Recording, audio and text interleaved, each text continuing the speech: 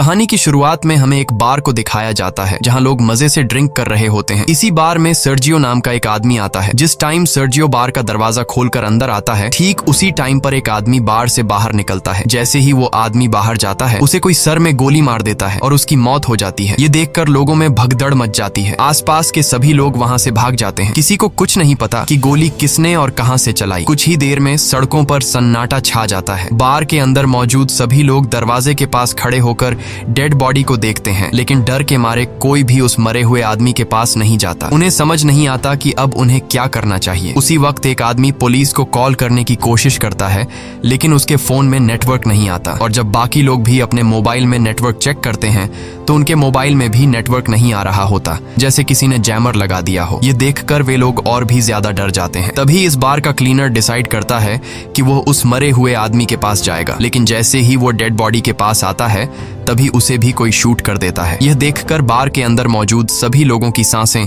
गले में अटक जाती हैं और डर के मारे जमीन पर लेट जाते हैं ताकि स्नाइपर उन्हें शूट न कर सके। सभी को एक बात समझ आ जाती है कि बार से बाहर जाने का मतलब अपनी मौत को बुलाना है। वे लोग टीवी ऑन करते हैं ताकि उन्हें पता चल सके कि आखिर यहाँ क्या चल रहा है, लेकिन इस हादसे के बारे में टीवी पर कोई खबर नहीं चल रही होती। वो लोग परेशान हो जाते हैं कि मैड्रिड जैसे बड़े शहर के बीचों बीच 2 लोगों को सड़क पर गोली मार दी गई, लेकिन इसके बारे में टीवी पर कुछ भी नहीं दिखाया जा रहा। जैसे ही उनकी नजर बाहर जाती है तो वहाँ से दोनों लाशें गायब हो चुकी होती हैं और साथ ही उनका खून भी वहाँ से साफ कर दिया गया होता है। सभी को कुछ समझ नहीं आता कि यहाँ क्या हो रहा है। तभी सीटुर कहता है कि मुझे लगता है कि किसी ने हम सबको किडनैप कर लिया है और वो चाहता है कि हम में से कोई भी यहाँ से बाहर ना निकले। तब सर्जियो कहता है कि हो सकता है हम में से कोई एक आतंकवादी हो जिसके पास कोई बॉम्ब हो और सरकार उसे पकड़कर मारना चाहती हो ताकि वो यहाँ से बाहर जाकर पब्लिक प्लेस में ब्लास्ट न कर सके। ये सुनकर एक आदमी जिसका नाम नाचो है, वो चुपके से अपने पैर से एक ब्लैक कलर के बैग को छुपा देता है। ऐसा करते हुए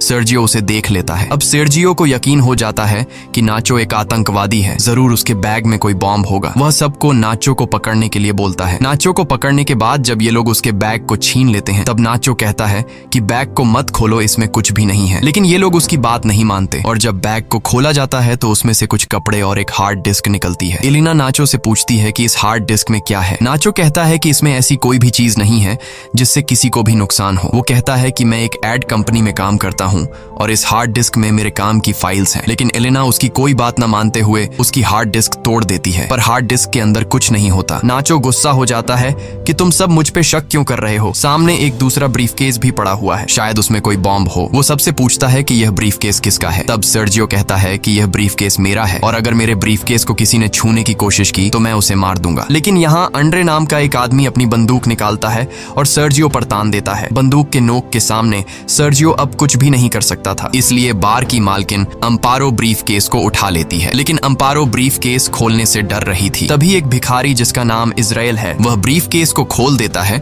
और ब्रीफकेस के अंदर से सारा लेडीज का सामान बाहर निकलता है। सर्जियो कहता है कि मुझे यह सब बेचना पड़ता है और लोगों को मेरे इस काम के बारे में बताने में मुझे शर्म आती है। इससे पहले कि कोई कुछ समझ पाता, उसी वक्त उन्हें बाथरूम से एक अजीब सी आवाज आती है। जब ये लोग वॉशरूम का दरवाजा खोलने की कोशिश करते हैं तो दरवाजा अंदर से लॉक होता है। ये लोग किसी तरह दरवाजा खोलकर बाथरूम में जाते हैं और देखते हैं कि वहाँ पर एक मोटा आदमी पड़ा हुआ है जो कि बेहोश है। दरअसल कहानी की शुरुआत में ये आदमी खांसते खांसते इस वॉशरूम में आया था और तब से वो यहीं पर बेहोश पड़ा है। इस आदमी के पास एक इंजेक्शन भी पड़ा होता है। ये लोग इससे एक नशेड़ी समझकर वहीं पर छोड़ देते हैं। तभी इन लोगों को बाहर से गाड़ियों की आवाज आती है। जैसे ही ये लोग बाहर के गेट के पास जाते हैं तो ये देखते हैं कि बाहर बहुत सारे आर्मी ऑफिसर्स आए हैं जिनके चेहरों पर मास्क लगा हुआ है। आर्मी सोल्जर्स को देखकर ये लोग बहुत खुश हो जाते हैं और मदद के लिए पुकारने लगते हैं। ये सोल्जर्स वहाँ पर बहुत सारे टायर्स का ढेर बनाते हैं और उन टायर्स को जलाकर वहाँ से चले जाते हैं। हालांकि सभी को लग रहा था कि ये हमारी मदद करने आए हैं, लेकिन वो इनकी मदद नहीं करते और वहाँ से चले जाते हैं। कुछ देर बाद टीवी पर न्यूज दिखाई जाती है कि सिटी के एक बहुत बड़े हिस्से में आग लग गई है, इसीलिए उस जगह को सील कर दिया गया है और उस जगह पर अब कोई भी नहीं जा सकता। बार में फंसे लोगों को कुछ समझ नहीं आता कि सरकार झूठ क्यों बोल रही है। ये आग सरकार ने खुद लगाई है, उन्होंने हमें देख भी लिया फिर भी हमें नहीं ले जा रहे। तभी वो आदमी जो बाथरूम के अंदर बेहोश था, वो अचानक सबके सामने आ जाता है। उसकी पूरी बॉडी बुरी तरह से फूल गई होती है, साथ ही उसकी आंखें भी सफेद लाइट की तरह चमक रही होती हैं।